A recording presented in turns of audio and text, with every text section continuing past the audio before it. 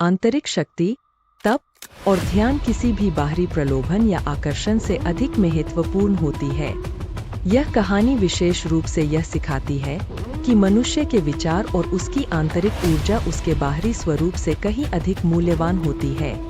उर्वशी के साथ 3 दिन के माध्यम से यह संदेश मिलता है कि सच्ची शक्ति और योग्यता उस व्यक्ति में है जो अपने विचारों और इंद्रियों पर नियंत्रण रखता है। नमस्कार, आप सभी का स्वागत है वैराग्य ज्ञान में। आज के कहानी में हम चर्चा करेंगे डॉक्टर नारायण दत्त श्रीमाली जी द्वारा लिखी कहानी जिसका नाम है उर्वशी के साथ 3 दिन। अधिक समय ना लेते हुए कहानी में आगे बढ़ते हैं। उर्वशी के साथ 3 दिन। देवताओं का स्वर्ग कानन वन है तो पृथ्वी का स्वर्ग मानसरोवर, विशाल प्राकृतिक झील जिसका पानी बिल्लोरी शीशे की तरह चमकदार, पारदर्शक और स्वच्छ है, जिसकी तलहटी पर यदि कोई मोती भी पड़ा हो तो ऊपर से साफ साफ दिखाई देता है, जिसके चारों ओर उच्च कोटि के पुष्प विकसित है, जैसे हिमालय ने अत्यंत ही मधुरता के साथ अपना श्रृंगार किया हो। ऐसा लगता है जैसे हिमालय ने अपनी पूर्ण निधि वहां बिखेर दी हो, प्रकृति ने दोनों हाथों से अपने आप को लुटा दिया हो। इसके साथ ही साथ यह स्थान साधना की दृष्टि से भी अद्वितीय और मनोहर है। प्राचीन काल से ही उच्च कोटि के योगी और साधक यहाँ तपस्या करने आते रहे हैं। यहाँ का कंकन उन उच्च कोटि के योगियों और तपस्वियों से मुखरित है जिन्होंने यहाँ बैठकर तपस्या की है। यहाँ के चप्पे चप्पे पर देवताओं और सिद्धों के पदचाप है। यहाँ के कंकन पर लामाओं और साधकों की साधनाओं के मंत्र सुभाषित है। वास्तव में ही वे मनुष्य धन्य है जो अपने पांवों से मानसरोवर तक जाते हैं, इसके मधुर शीतल जल में स्नान करते हैं और यहाँ की प्रकृति से अपने आप को एकाकार कर पाने में समर्थ होते हैं। मानसरोवर से उत्तर में पुराणों में वर्णित कैलाश पर्वत है जो सफेद निर्मल बर्फ का मुकुट पहने हुए गौरवमय दिखाई देता है। दूर से मानसरोवर के तट से कैलाश पर्वत को देखने पर वह पर्वत दिखाई नहीं देता, अपितु ऐसा प्रतीत होता है मानो साक्षात शंकर ही ध्यानस्थ बैठे हों। उनके सिर की श्वेत लंबी जटाएं, चारों ओर से गंगा एक एक बूंद धुलक कर नीचे आती हुई अद्भुत और आश्चर्यजनक, अद्वितीय और मनोहारी है यह कैलाश पर्वत और इसके आसपास की भूमि। यहाँ सैकड़ों गुफाएं और कंदराएं हैं जहाँ तिब्बत के उच्च कोटि के लामा साधना करते रहते हैं। ऐसे शीतल वातावरण में भी महायोगी विचरण करते हुए, साधना करते हुए और ध्यानस्थ बैठे दिखाई दे जाते हैं। भगवान शिव के शब्दों में जो मानसरोवर व कैलाश पर्वत के आसपास साधना करता है उसे जीवन में और उस साधना में अवश्य सफलता प्राप्त होती है, क्योंकि उसे अनायास और अप्रत्यक्ष रूप से भगवान शिव का वरदान प्राप्त होता रहता है। सिद्धाश्रम के योगियों के लिए तो यह भूमि अत्यंत प्रिय स्थली रही है जहां बारी बारी से उच्च कोटि के योगी आते हैं और महत्वपूर्ण साधनाएं संपन्न कर सिद्धाश्रम लौट जाते हैं। यहाँ पर कभी भी किसी भी समय सिद्धाश्रम के उच्च कोटि के योगी विचरण करते हुए या साधना करते हुए देखे जा सकते हैं। पृथ्वी पर 2 ही स्वर्ग है, पहला सिद्धाश्रम और दूसरा मानसरोवर के निकट काननशिला। यह शिला श्वेत स्फटिक पत्थर की है जो लगभग आधी मील लंबी और इतनी ही चौड़ी है। यह कुदरत का करिश्मा ही है कि बाकी सारे पहाड़ और पत्थर भूरे रंग के हैं, वहां यह एकमात्र इतनी लंबी चौड़ी शिला दुग्ध धवल स्फटिक की है। ऐसा लगता है जैसे इंद्र ने स्वयं नंदन कानन से इस शिला को लाकर यहाँ हौले से रख दिया हो। संसार की यह एकमात्र बिना जोड़ की शिला है जो इतनी लंबी चौड़ी भी है, साथ ही इसके ऊपर का धरातल चिकनी, पारदर्शी और स्वच्छ है। योगियों ने इस शिला को कानन शिला कहा है। इस शिला की यह विशेषता है कि यह मरकत स्फटिक शिला है और इस पर बैठने से व्यक्ति को भूख, प्यास, निद्रा, सर्दी, गर्मी आदि का कोई प्रभाव व्याप्त नहीं होता। साधक आनंद पूर्वक बिना किसी प्राकृतिक बाधा के अपनी साधना संपन्न कर सफलता प्राप्त कर सकते हैं। पिछले वर्ष गुरु पूर्णिमा के अवसर पर योगीराज भृगु महाराज ने अलग अलग योगियों को अलग अलग कार्य सौंपे। उनमें से महायोगी विज्ञानानंद को ब्रह्मांड साधना संपन्न करने की आज्ञा दी, जिससे कि इस साधना के रहस्य का पता लगाया जा सके और अन्य साधक उसके प्रकाश में यह साधना सफलतापूर्वक संपन्न कर सकें। ब्रह्मांड साधना अत्यंत उच्च कोटि की महत्वपूर्ण साधना है जिसे भारतवर्ष के बहुत ही कम योगियों ने सिद्ध किया है। इस साधना को संपन्न करने पर साधक इंद्र के समान महत्वपूर्ण बन जाता है और उसे ब्रह्मांड की समस्त सुख सुविधाएं प्राप्त हो जाती है। उस समारोह में सिद्धाश्रम के समस्त साधक और योगी उपस्थित थे। इतनी महत्वपूर्ण साधना के लिए स्वामी विज्ञानानंद का चयन स्वाभाविक था। वे वास्तव में ही अत्यंत उच्च कोटि के योगी हैं और उन्होंने आज के युग में साधना के द्वारा जो कुछ प्राप्त किया है, जिस स्तर पर पहुंचे हैं, वह सम्माननीय और श्रद्धास्पद है। उच्च कोटि के योगी होते हुए भी वे स्वामी निखिलेश्वरानंद जी के प्रति असीम श्रद्धा रखते हैं। स्वामी निखिलेश्वरानंद जी ने कहा, तुम्हें जीवन का एक सौभाग्य प्राप्त हुआ है। तुम्हें अवश्य ही मानसरोवर के तट पर काननशिला पर बैठकर इस साधना को संपन्न करना चाहिए, जिससे सफलता में किसी प्रकार की कोई न्यूनता न रहे। उन्होंने हौसला बढ़ाते हुए कहा, मैंने स्वयं उसी शिला पर यह साधना संपन्न की थी। फिर उन्होंने साधना के मार्ग में आने वाली बाधाओं को समझाया और कहा, आपके साथ मैं स्वामी गिरिराज को भेज रहा हूँ, यह आपकी सेवा करेंगे। आप किसी प्रकार की चिंता न करें, पूरे प्रयत्न के साथ साधना में बैठें। गुरुदेव की कृपा से आप अवश्य ही सफलता प्राप्त करेंगे। मेरे लिए तो यह आकस्मिक वरदान था। मैं तो निखिलेश्वरानंद जी के चरणों में बैठकर अपने जीवन को धन्य और सार्थक कर रहा था। मुझे ज्ञात नहीं था कि ऐसी महत्वपूर्ण साधना में मुझे भी सहयोगी बनने का अवसर मिलेगा। जब निखिलेश्वरानंद जी ने मेरी तरफ संकेत कर कहा कि स्वामी गिरिराज को आपके साथ भेज रहा हूँ, तो मेरा रोम रोम पुलकित हो गया। विज्ञानानंद ने एक क्षण के लिए मेरी तरफ देखा और अपने साथ चलने की अनुमति प्रदान कर दी। काननशिला मैंने अपने जीवन में पहली बार देखी थी। इसे देखकर मैं आश्चर्यचकित रह गया। यह प्रकृति का बेजोड़ और अद्वितीय वरदान है। जब मैंने पहली बार इस शिला को हौले से स्पर्श किया, तो मेरे सारे शरीर में एक विद्युत प्रवाह सा दौड़ा था। वास्तव में यह शिला मंत्र सिद्ध है। उच्च कोटि के योगियों और साधकों के द्वारा इस पर साधना करते रहने की वजह से यह दिव्य और अनुपम बन गई है।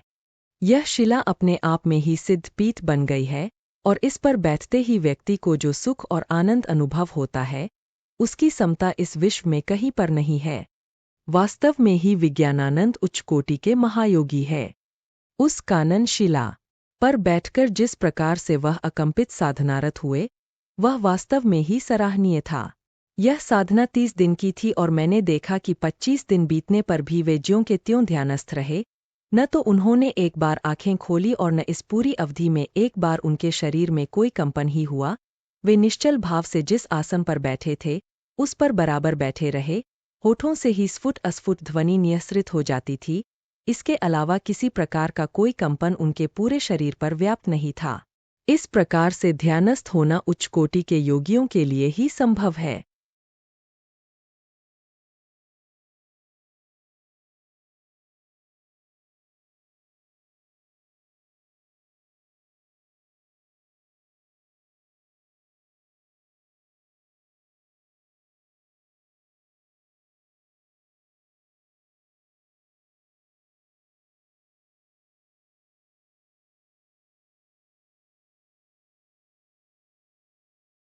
मैं नित्य प्रातःकाल उषाकाल में मानसरोवर के तट पर जाकर स्नान करता और वापस आकर कानन शिला पर बैठ अपनी दैनिक साधना पूजा पाठ संपन्न करता। इसके अतिरिक्त मेरा और कोई कार्य नहीं था। पूज्य गुरुदेव निखिलेश्वरानंद जी की आज्ञा थी कि साधना काल में उनके पास बने रहना है, इसलिए बाकी सारा समय मैं उनके पास बैठा रहता और चकोर की तरह उनके तेजस्वी चेहरे को एकटक ताकता रहता। मुझे वह वातावरण, वह स्थल, वह साधना सब कुछ पवित्र, दिव्य, मनोहारी और अवर्णनीय प्रतीत होता। वास्तव में ही मैं इस अवधि में अपने आप को रोमांचित और धन्य अनुभव कर रहा था। लगभग 26 दिन बीत गए थे। अब तो मात्र 4 दिन ही बाकी थे। आकाश में बादल छाए हुए थे। कुछ ही समय पहले वर्षा होने की वजह से पूरी प्रकृति धुल गई थी। मैं स्नान करके कानन शिला पर आकर बैठा ही था कि तभी छन की आवाज आई और मेरी एकाग्रता टूट गई। सामने देखा तो देखता ही रहा गया। स्वामी विज्ञानानंद के ठीक सामने लगभग 5-7 फीट की दूरी पर एक अनिंद्य अद्वितीय सुंदरी खड़ी थी। उस निर्जन वन में यह सुंदरी कहाँ से और किस तरफ से आई, किस प्रकार से इस शिला पर अचानक दिखाई दी, मैं कुछ भी अनुमान नहीं लगा सका। यदि निश्चल भाव से कहूं तो मैं उस सुंदरी के रूप और सौंदर्य के सामने स्तंभित सा हो गया था। एक बार तो मेरे पूरे शरीर का खून उफनकर शरीर में जोरों से चक्कर लगाने लगा। मैं अपने आप पर नियंत्रण नहीं कर पा रहा था। मैं समझ नहीं पा रहा था कि यह कौन है, कोई अप्सरा या रति है, या कोई पिशाच या राक्षस योनि ऐसा छल युक्त रूप धारण कर उपस्थित हुई है। उस क्षण में कुछ भी सोचने विचारने लायक नहीं रह गया था, और मेरी आंखें अपलक एकटक उसके चेहरे पर गड़ी हुई थीं, जो कि मुझसे मात्र 7-8 फीट की दूरी पर खड़ी थी। उसकी सुंदर देह यष्टि के सामने पुराणों में वर्णित सारा सौंदर्य वर्णन व्यर्थ सा प्रतीत हो रहा था। पहली बार मेरा मन अनियंत्रित हुआ, पहली बार मैं अपने आप पर काबू न पा सका, पहली बार मेरे ऊपर कामुकता की हल्की सी परत अनुभव हुई, पहली बार उसे प्राप्त करने, उसके पास बैठने और उससे बातचीत करने की इच्छा जागृत हुई। मैंने अपने आप के ऊपर काबू किया और प्रयत्न कर अपने आप को संयत करने की कोशिश की और उसकी तरफ देखा। मुझे चैतन्यावस्था में अनुभव कर और सामान्य संयत देखकर वह रूपसी हौले से मुस्करा दी। उस एक मुस्कराहट के सामने चारों ओर बिखरी हुई प्रकृति श्रीहीन और फीकी सी लग रही थी। उस एक मुस्कराहट पर हिमालय तो क्या सारे संसार का वैभव न्यौछावर था। चैतन्य होकर मैंने गहरी और सार्थक निगाहों से उसे देखा। लगभग 20-21 वर्ष की सुंदर, स्वस्थ, यौवन की आभा से दीप तरुणी मेरे सामने खड़ी थी। अंडाकार सुंदर चेहरा, यौवन, प्रेम और सौंदर्य से गुलाबी हो रहा था। उस पर गहरी झील सी नीली आंखें अद्वितीय दिखाई दे रही थीं।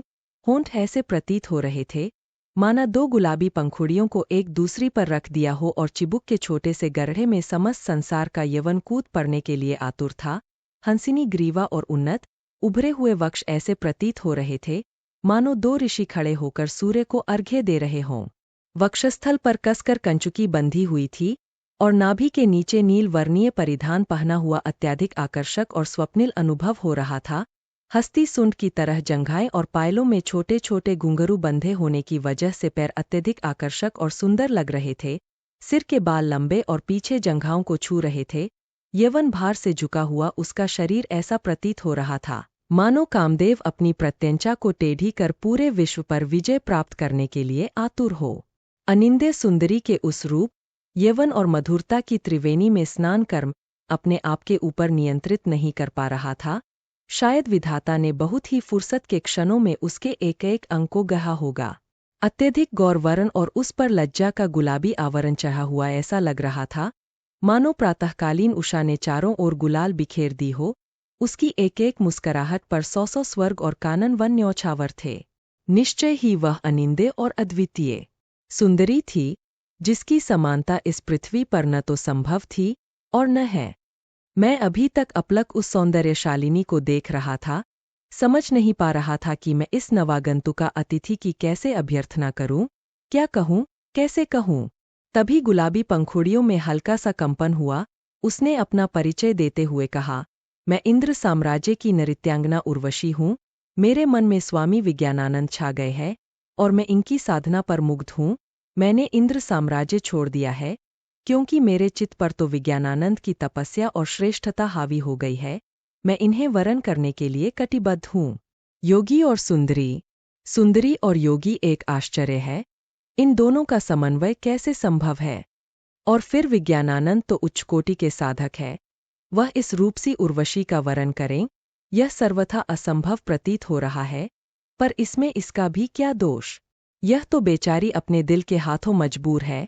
इसके चित्त पर तो विज्ञानानंद का आकर्षण हावी हो गया है, तभी तो उसने इंद्र का साम्राज्य छोड़ा है, तभी तो यह समस्त सुख सुविधाओं, भोग और ऐश्वर्य को छोड़कर इस निर्जन जंगल में अपने प्रणय के सामने आई है, तभी तो यह स्वर्ग को छोड़कर मनुष्य लोक में हमेशा हमेशा के लिए जुड़ जाने के लिए उपस्थित हुई है। पर विज्ञानानंद जी से कौन कहे, मेरे लिए तो यह सर्वथा असंभव है। मैं तो ऐसी बात होठों पर ला ही नहीं सकता। मैं अब तक उस तरफ अपलक देख रहा था, उसके मुंह से निकले हुए शब्द मेरे अंतर को मथ रहे थे। मेरे सारे शरीर को और अंतर्मन को उसके शब्दों ने आलोड़ित विलोड़ित कर दिया था। सचमुच ऐसा प्रतीत हुआ मानो उसके मुंह से अमृत की फुहार बरस गई हो और उससे मेरा सारा शरीर, तन, मन, प्राण और अंतर भीग कर अनिवर्चनीय आनंद से ओतप्रोत हो गया हो। मैंने कहा, आप उर्वशी है, अनिंद्य और अद्वितीय सुंदरी, चिरयौवनमय, अविवाहिता अप्सरा, आपको प्रणय निवेदन करने का अधिकार है, पर मैं आपके संदेश को स्वामी तक नहीं पहुंचा सकता। वे ध्यानस्थ है। 4 दिन बाद जब वे चैतन्य होंगे तब आप अपनी बात उनके सामने रख सकती है। उसने गहरी और सार्थक निगाहों से मुझे देखा और दूसरे क्षण उसके पैरों में कंपन आरंभ हुआ। उन घुंघरुओं की झंकार से सारा वन प्रांत मुखरित और सुवासित हो उठा। छूम छनन छन छनन की ध्वनि से सारा हिमालय हजार हजार मुंह से बोलने लगा। धीरे धीरे मैंने देखा कि उसके पैरों में गति आ रही है। वह नृत्य की भावभंगिमा के द्वारा शायद स्वामी विज्ञानानंद की समाधि तोड़ने का निश्चय कर चुकी है। मुझे सारे पुराण एक बारगी याद हो आए। उर्वशी ने तो विश्वामित्र और पराशर जैसे ऋषियों की समाधि तोड़ दी थी, और आज यदि नृत्य के माध्यम से स्वामी विज्ञानानंद की एकाग्रता और ध्यान को तोड़ दे तो इसमें आश्चर्य क्या। उर्वशी को अपनी बात कहने का, प्रणय निवेदन करने का अधिकार है, और यदि संभव हुआ तो मैं इसे इसके अधिकार को दिलाने में अवश्य ही सहायक बनूंगा। मैं पुनः चैतन्य हुआ और देखा कि उस फटिक शिला पर सुंदरी उर्वशी के सुकोमल पैर गतिशील है। घुंघरुओं की लयबद्ध ध्वनि पूरे वातावरण में मुखरित हो रही है। धीरे धीरे पैरों की गति, उसकी चपलता और चंचलता बढ़ रही है। अवश्य ही प्रकृति स्वयं उर्वशी के साथ है। तभी तो इस नृत्य के साथ साथ पृष्ठभूमि में वाद्य ध्वनि झंकृत हो रही है। तभी तो सारी प्रकृति सांस रोक कर इस अद्भुत और अद्वितीय नृत्य को देख रही है। तभी तो यह सारी फिजां, यह सारा वातावरण अचानक सुगंधित और सुवासित हो उठा है।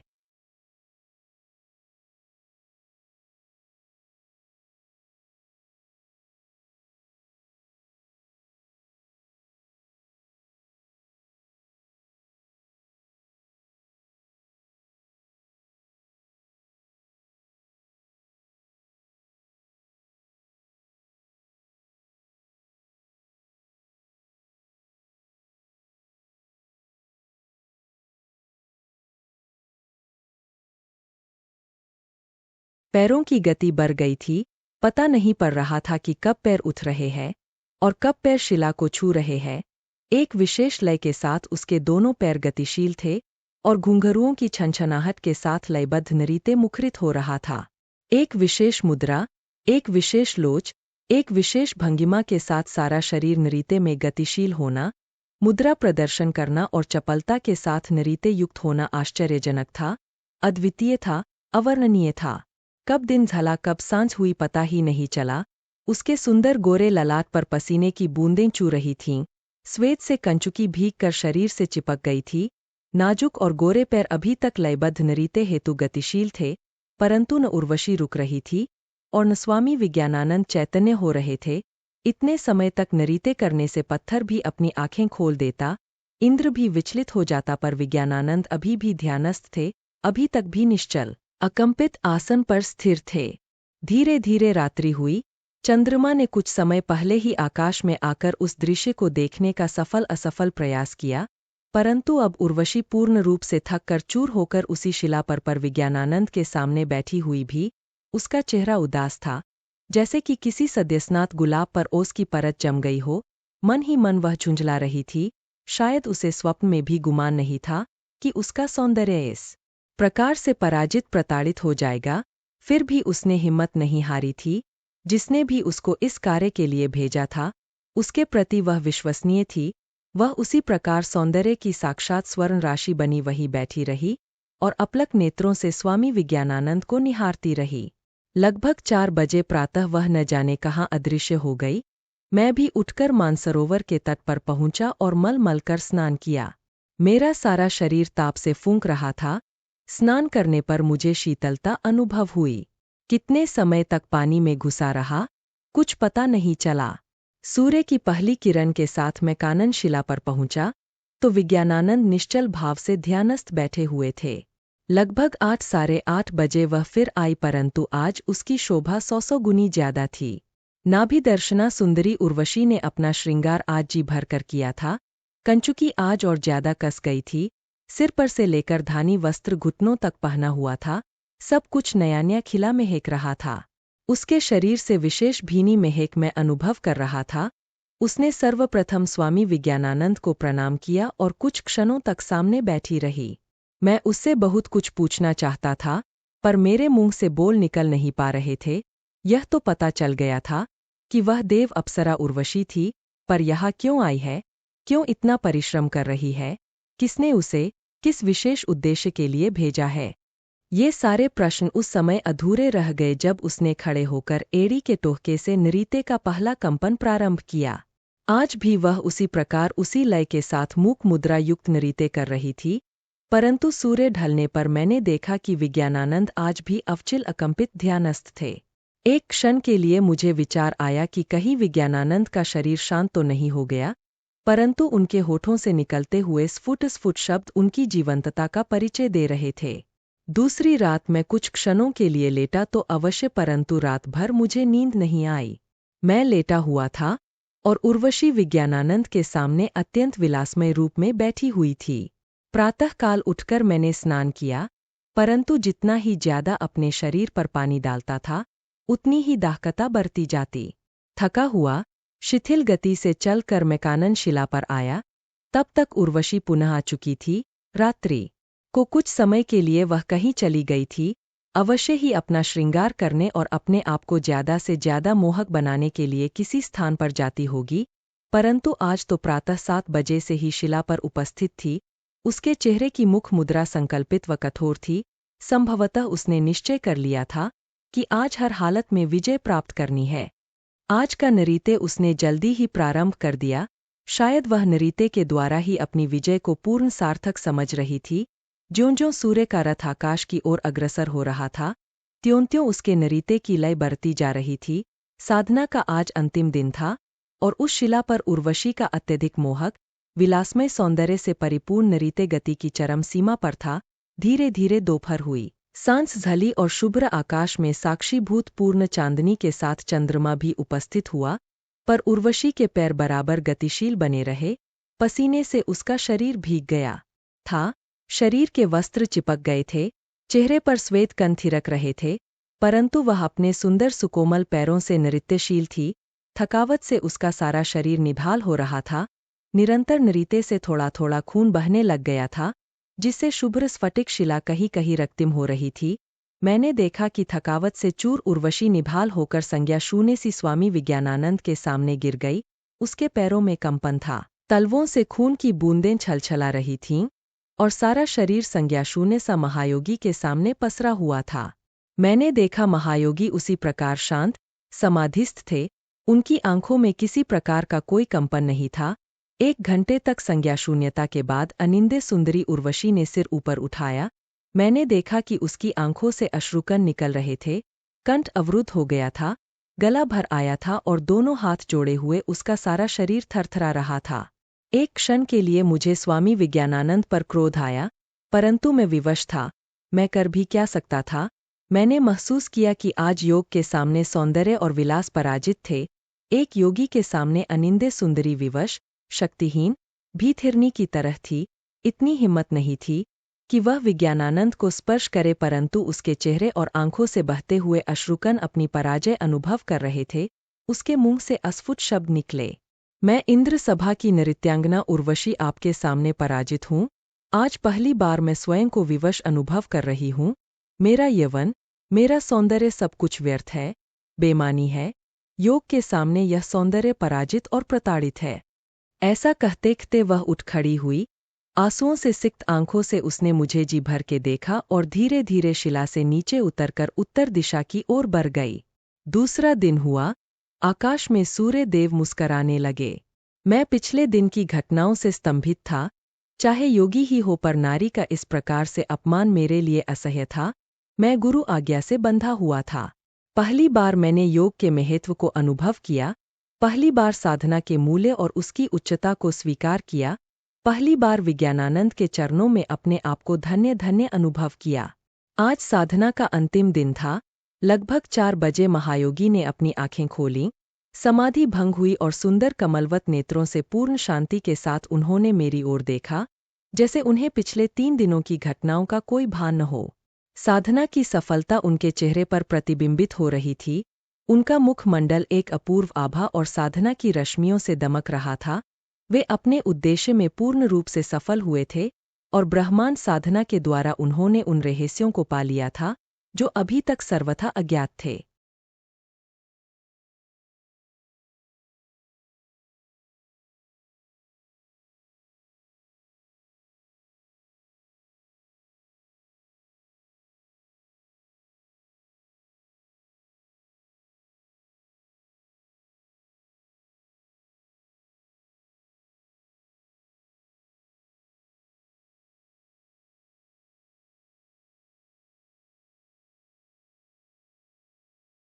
तभी मैंने देखा कि योग मार्ग से पूज्य गुरुदेव स्वामी निखिलेश्वरानंद जी सवंग आ रहे हैं।